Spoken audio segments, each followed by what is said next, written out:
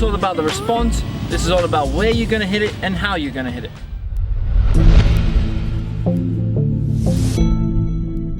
So now we've got up to the short ball, there are many different ways that we can actually hit the shot, the different stances and the different footwork patterns. So let's take a look at each one right now. The first thing we're going to look at is the left to left. Now you see Federer, you see a lot of the players doing it. This is a transition shot into the net. This is where you know you're going to come forward, you know you're going to have to get close to the net, and you're going to try and hit a volley straight after. So this is me using my left leg at the start. So I'm putting my left leg forward, and as I'm hitting it, I'm landing on the same leg and I'm continuing forward. Now the footwork here is I'm trying to cover as much distance as I can left to left, but I'm also using my right leg as a balancer that goes back, so that I'm actually creating a little bit of torsion with my body. So I'm twisting against that leg and it's giving me balance so that I don't fall forward onto the court. So this is when I use my left to left, the right leg is going back, and then I can continue moving forward. So during the contact, I'm using the left to left motion.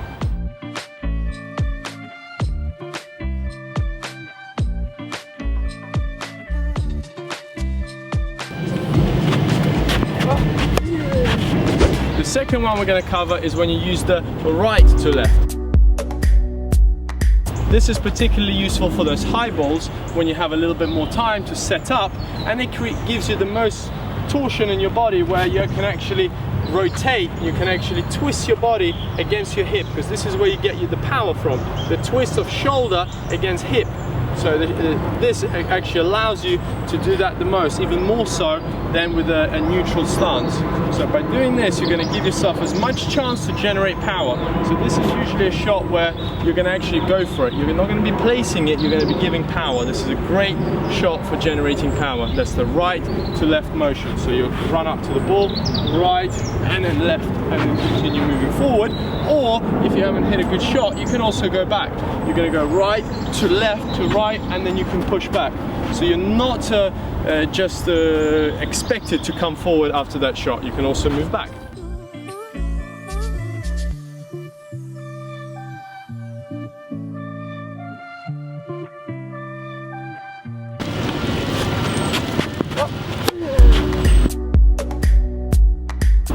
Now when the ball's slightly wider, there is different footwork patterns to use on those wide ones. It all starts with that right leg. So again, I can get to that ball, I'll get my right leg out, and here, whether if I'm trying to cut back into the court and I have a little bit of time, I'll use the right to right, and I'll push off back into the court.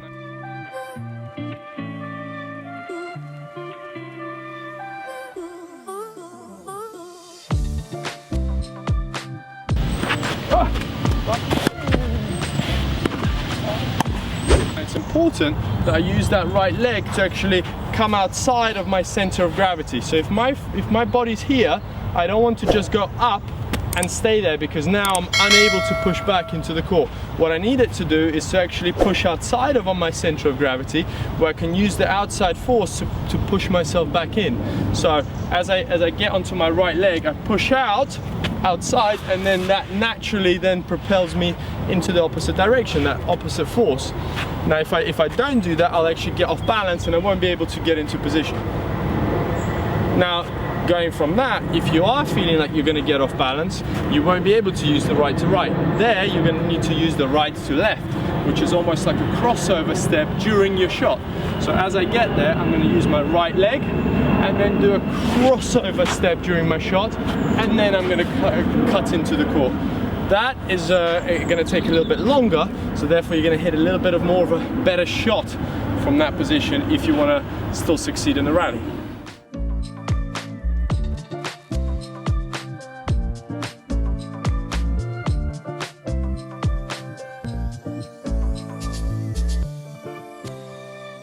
The last move we're going to cover is the pivot step.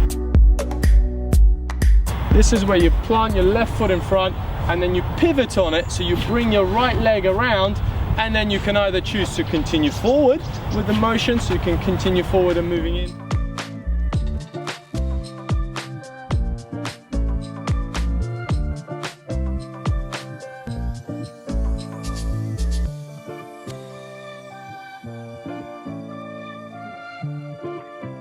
or you can go back. So you go pivot and then crossover and back.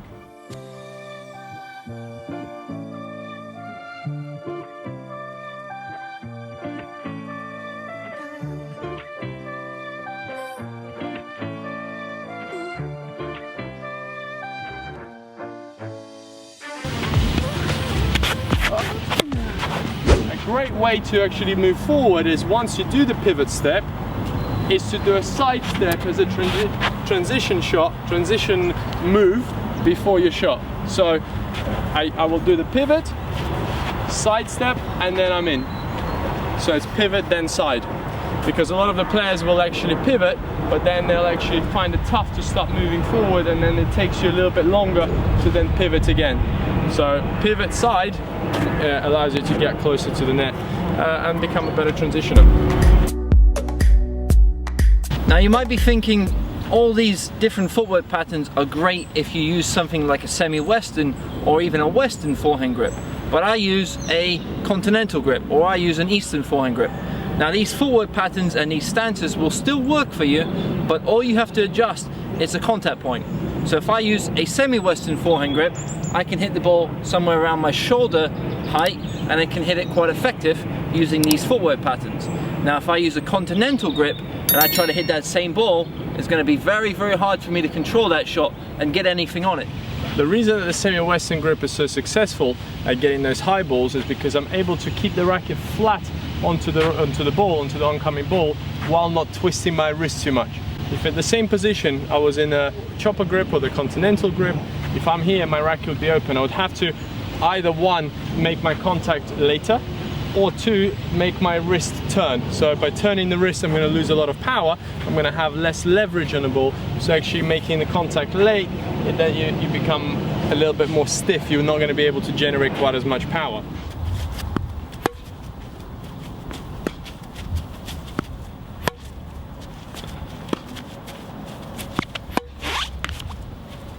As you can see there, one of the big disadvantages of using that style of play and that style of forehand is dealing with the high ball. Now the balls that are lower, so a waist height down to your ankles, the continental and the eastern you can get away with. So if you are using those grips, you probably want to hit the ball slightly lower. So this will either be by taking the ball before it gets up or after it starts to drop. Talked about the racket path being a little bit more linear. Now you have to also make sure that you're finishing the shot. So what you don't want to do is to stop the shot during contact, because what will happen there is it's going to turn into more of a jab.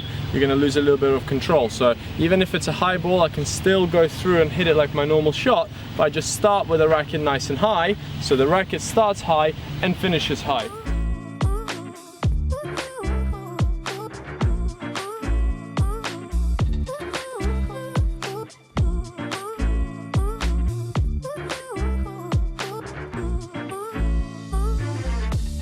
Use a semi-western forehand grip so you can see how the ball actually comes off my strings and my racket path.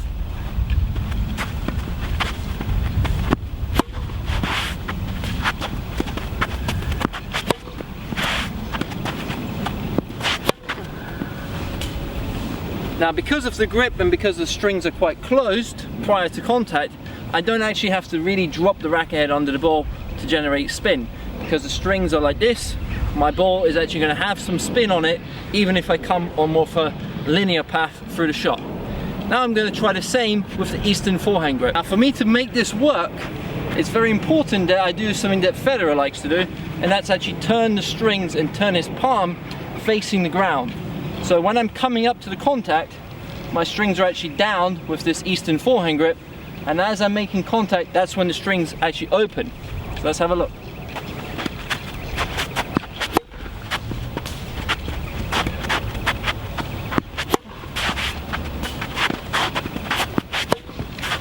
Now if I hit it a little bit higher, straight away with this grip, I feel it's so much harder to actually come on top of the shot, to come over the ball, so I'd have to do something more for push to get this to work.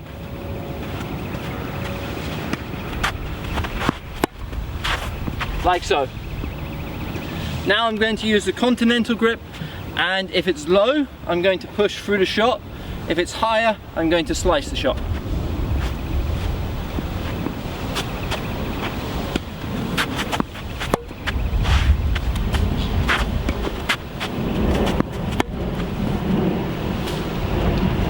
Now if it's a high ball like you can see on that last one, I'm able to cut it and it's going to stay quite low, especially on these faster bouncing courts, and it's actually going to put me in a good position for the volley. Now if you are using the continental grip and you do have a high forehand, it's probably a better option for you to slice it. So we're not doing too much with a slice, we're just keeping the racket facing the direction that we want to hit, and we're just cutting down on that high ball. Now if you get a drop shot, it's very similar, but the racket isn't going back, so you have no backswing or very little backswing and very little follow through. It's just a very small contact swing around that contact point. Because you're on the move, because you're running, you want to keep as few parts moving as possible. So as you're running, you want to keep control and keep your arm really steady, quite still, and actually do all the movement with your legs. So as you're running with your legs, but you're keeping the arm nice and still in order to get the best contact and actually have a little bit of feel on that shot.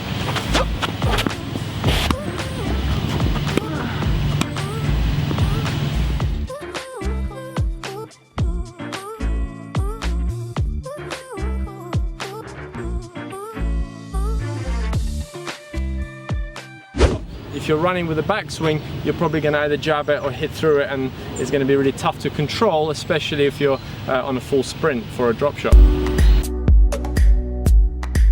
Another very important thing to mention is if I'm trying to hit this shot, that my positioning to the ball varies depending on how high or low the ball is. So if the ball is high, I want to make sure that I hit the ball a lot further out in front, so I don't want to be too close. And the reason being, if I get too close and I get jammed up here, I'm now unable to hit certain shots. So from here, I can only hit the inside out forehand. I'll be unable to direct this ball into the wide position. And on the contrary, if the ball is quite low here and I get jammed up here on a low ball, then I'm not able to hit the ball inside out, but I'm only going to be able to hit the ball cross court. So a player that's you're playing against, and if they're a little bit more advanced and they're able to read you a little bit more, if you're not giving yourself enough space around the ball and if you're getting jammed, they're going to be able to predict where you're going to hit that shot. So disguise is very, very important on that shot. So disguise is on the shorter ball is one of the most important things, and that's why players like Federer, like Murray, they can read the players so well, because they know where you're going to hit it almost before you position yourself, as you position yourself, because they know that certain shots will not be available to you if you got a little bit more jammed, or if you caught the ball too close to you. So if your ball is too close to you on the lower one, as I said, you're going to go into more of a cross-court shot.